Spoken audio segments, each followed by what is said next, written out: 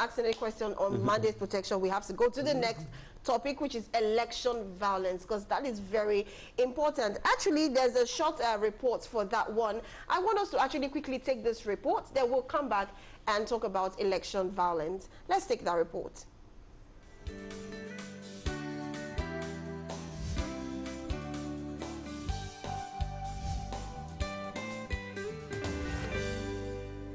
History of elections in Nigeria since 1959 till date has largely been characterized by thuggery and violence, among other notable electoral vices. This development has continued unabated even in the 21st century. A case in point was the post-election violence in northern Nigeria after the 2011 presidential election, in which hundreds of lives were lost, thousands displaced, and invaluable property destroyed. While the 2015 election recorded remarkable improvement relative to 2011, rising expectations, frustration, aggression, and political economy approach towards power contestation and social economic deprivation in the larger population have mainly accounted for violence in Nigerian elections. With the 2023 general elections drawing closer, stakeholders have expressed concern about the state of insecurity across the country and the impact it could have on the 2023 election. In the last 7 years, the spate of insecurity across Nigeria has worsened, particularly in the northeast and the northwest, with many lives lost to kidnapping, Boko Haram, insurgency, and separatist movement. Nigerians are not sure who would be the next victim, while nowhere is safe for now. However, this has raised serious questions as to whether our desperate politicians have ever stopped,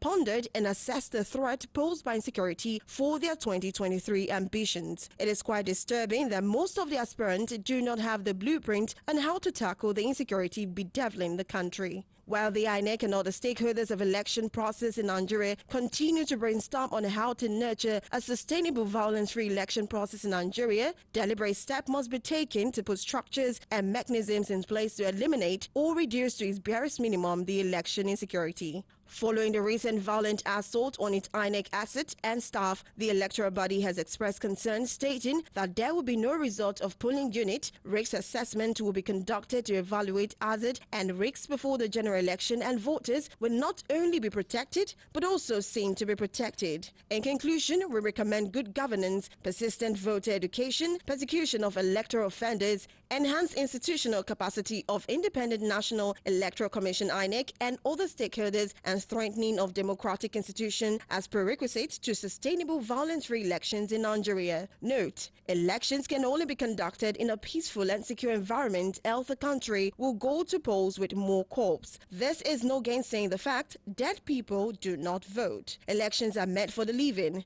Prepare and prevent instead of repair and repent. Safety begins with teamwork.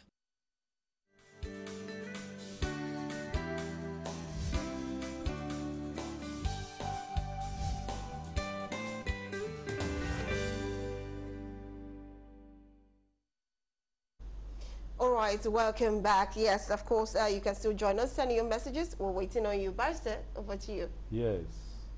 I guess those of us who watched that clip now, you know that in this, election is about voting, not fighting.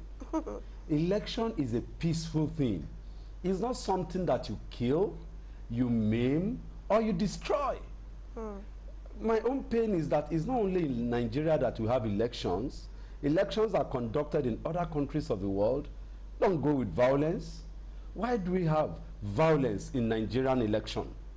Why? Why?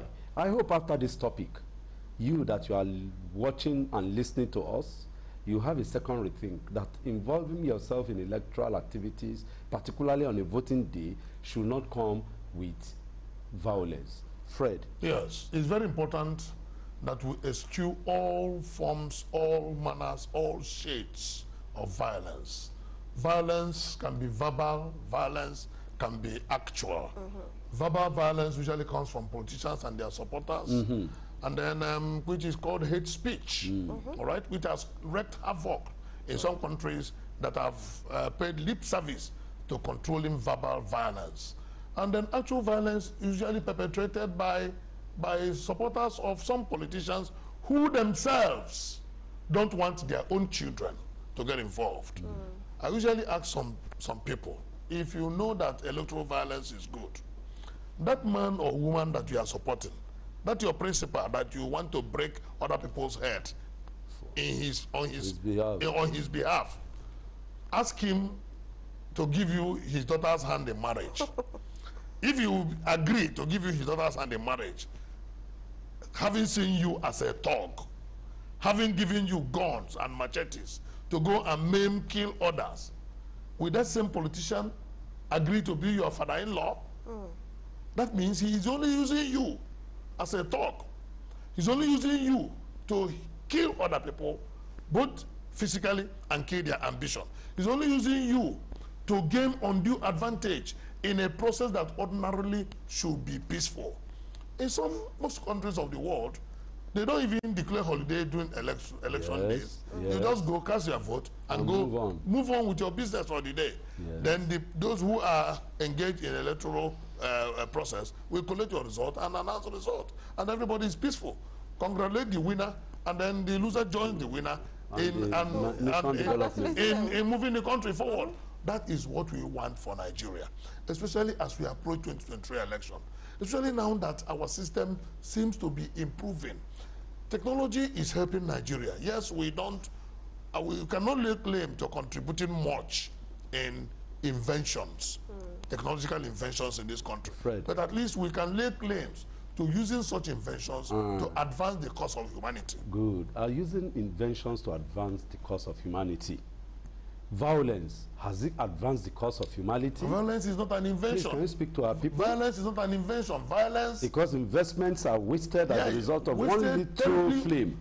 The largest investment that one can have in a country is human capital. Yes. Why would we waste our people just because we want Mr. A or Madam B to be there? Does it make sense? No. It doesn't make sense in any way, manner, or form.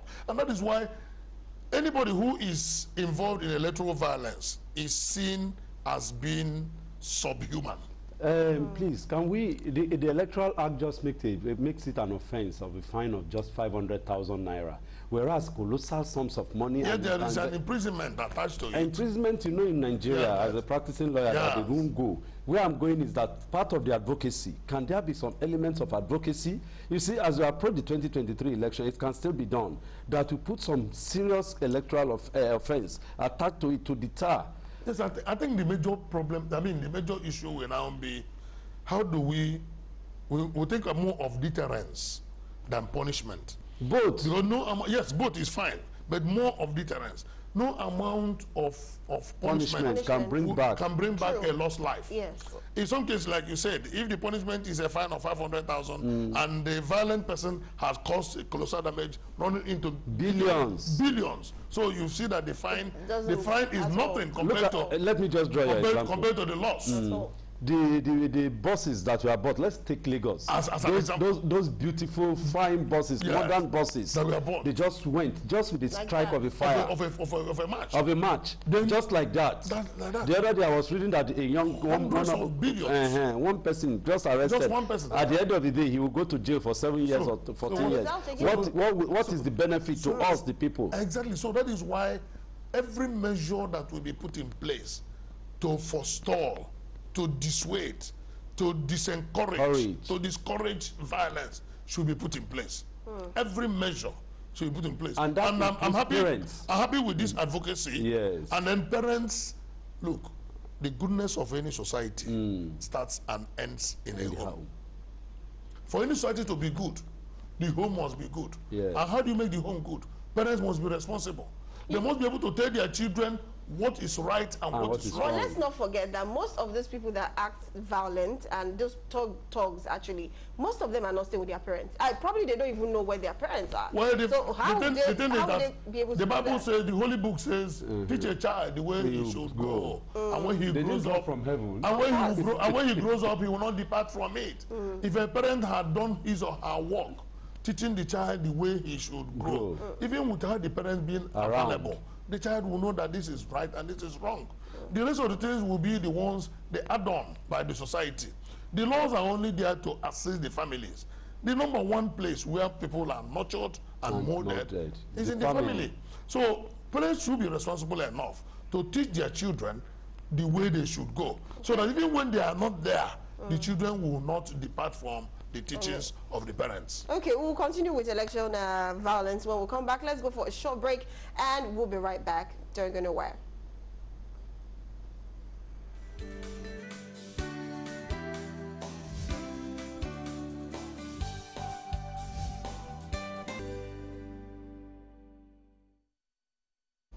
All right, welcome back. Of course, thanks for joining us again. This is still Voters Forum. Yes, I have some messages here from our viewers, and of course, from online too. This is a long read. This one says, one thing I discovered is one of the things,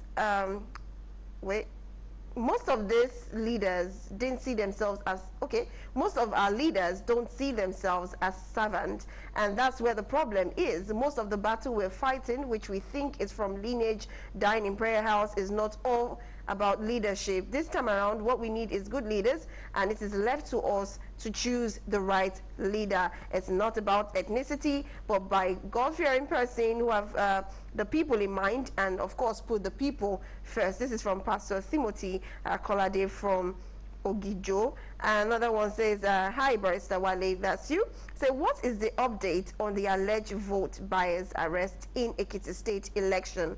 This is Charles from Lagos. Can you quickly They are still working on it. They are investigating. You know, it's police matter.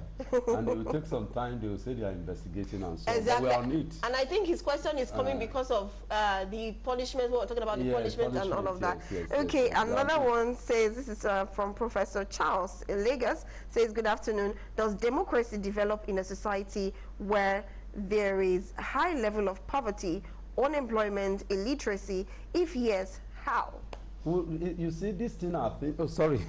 well, democracy can develop in such environment. After all, number one and critical cardinal thing of democracy is freedom. Yes. Okay. The number one thing is freedom. And then a free mind can do exploits.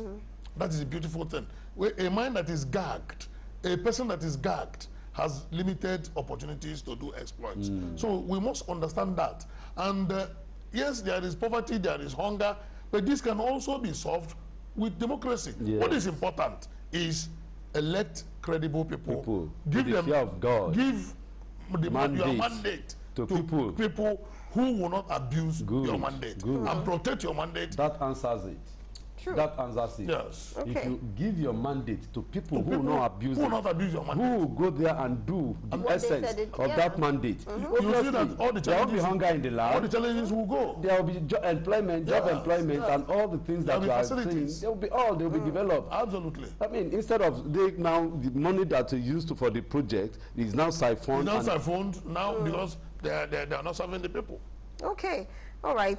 If I may ask, like we're talking about those ones who you said their parents, if they don't have their parents, based on Togri. Now, if indeed, let's assume even the parents themselves didn't have that education, that home bringing, that nurture, mother, father, guideline and everything, and they actually just give birth to their child and allow the child to, go and hustle and breed. Now, I'm saying, what is actually the solution to this? Because most of these people that actually partake in this Togri are basically mostly illiterate. There are two ways to find solution to challenges. You deploy what we call the carrot and the stick approach. The carrot approach is to encourage someone to do what is right. The stick approach is to chastise and sanction and punish someone who does what is wrong. What the society needs to do is to ensure that we uphold the carrot and stick approach very seriously, and not a situation where we support, or rather we try to reinforce what is right. When somebody does what is right and he's not punished, another person will latch in on that. Does what is wrong. Does what is wrong and is not punished. Another person will latch in on that and do what is wrong. But when our punishment mechanism is strong, and then our reward mechanism is also very strong, then you have the right way, you have the wrong way. The choice is yours.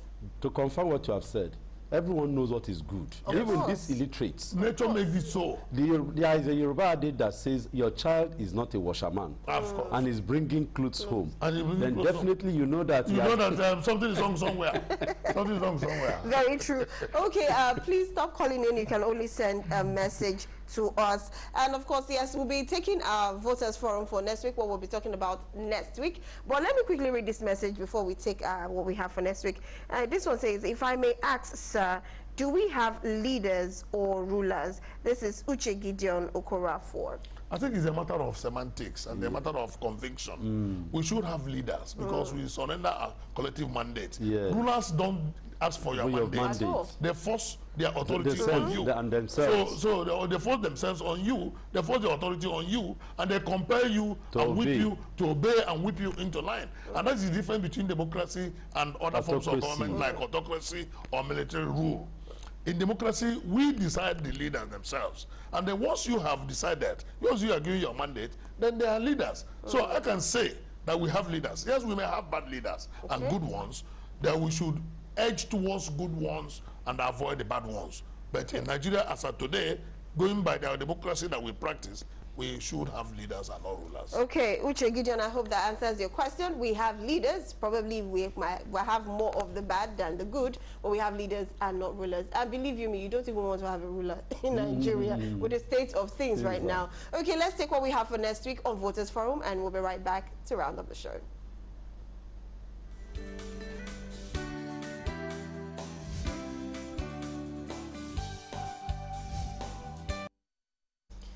All right, welcome back. This one, let me just quickly read a message from Daniel Nsika. It says, I have to highly recommend you all for this novel program. And of course, this will add credibility to Nigeria elections. And it says, we need a violence-free and fair election. However, we all, especially our leaders from their diverse affiliation, to take responsibility. Thank you very much, Daniel, for that one. Okay, I'll have to, tell you this has been an amazing one, of course, being with you, talking about mandate protection.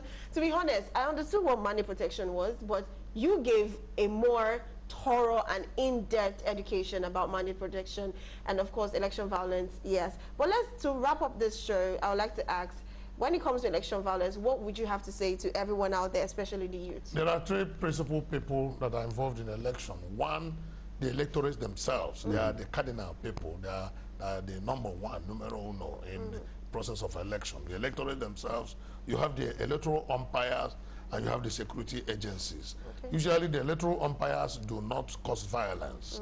They can only create circumstances that can lead to violence, and they will be called out at the end of the day. The security agencies are supposed to ensure that there's no violence by their actions, by not taking any side. By not taking any side, and ensuring that people are protected when they come out to vote. The bulk of the problem comes from the electorates themselves. And then the electorate themselves, who are the ones that give her that mandate, they are the ones that should eschew violence, ensure that nobody is hurt, nobody is injured, nobody is wounded, nothing is destroyed, because elections should be all about decision. When they understand that they are employing people, I cannot be hurting myself trying to employ one to come and serve me. It does not add up. All right? I mean, somebody has come to market himself, employ me to go and do this work for you, and then you, in the process, you hurt yourself. It does not add up. So the people who are giving their mandate must ensure that they do not cause violence in any way, manner, or form. The society itself, represented by the government, should ensure that anybody who gets involved in violent act during an election is punished as a deterrent to others. Thank you very much for that one. That was a good wrap-up. Yes. Barrister, do you have one or two things in fact, to say before we go? What can I say? I'm happy you have come and you have just scattered the whole thing. Pieces you deserved me before. You butchered the thing very well. In fact, my sister was telling me this is a technical thing, too tough for her. I said she should go well. The person that will come in our guest today is someone that is going to make you understand everything. You saw now that she's even the one asking all the questions because she's flowing. Thank you, for the compliment. I really want to thank you for coming on the show today. Thank you so much. I want to thank you for sharing your and allowing us to drink from your vast experience. Thank you. People at home. And I want to thank you too for this program. It's a novel one. To God be the glory. Thank you. To God be the glory. To God be the glory. So people at home, next week, we have something important for you. What we want to work with is the Electoral Act.